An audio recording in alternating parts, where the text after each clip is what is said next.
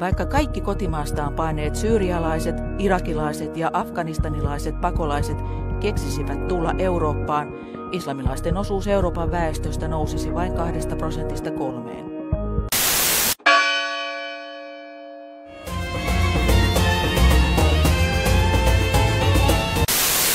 On totta, että esimerkiksi afgaani- tai irakilaisnaiset synnyttävät keskimäärin monta lasta, siis Afganistanissa ja Irakissa. Mutta mitä kauemmin maahanmuuttaja asuu lännessä, sitä vähemmän lapsia hän haluaa. Syntyvyys lähenee siis kantaväestöä.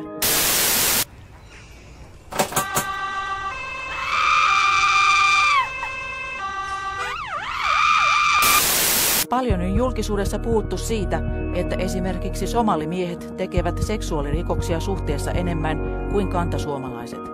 Sosiaaliset ja taloudelliset tekijät vaikuttavat kuitenkin maahanmuuttajienkin rikollisuuteen, ja joka tapauksessa kaikissa etnisissä ryhmissä suuri enemmistö ei syyllisty rikoksiin.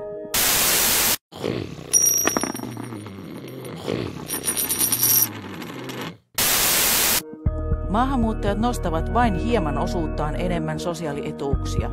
Työttömyys on keskimäärin suurempaa pakolaisten joukossa, mutta joillain maahanmuuttajaryhmillä työttömyys on jopa vähäisempää kuin kantasuomalaisilla. Maahanmuuttajissa on enemmän parhaassa työiässä olevia ja yrittäjyys on osalla maahanmuuttajista yleisempää kuin kantasuomalaisilla.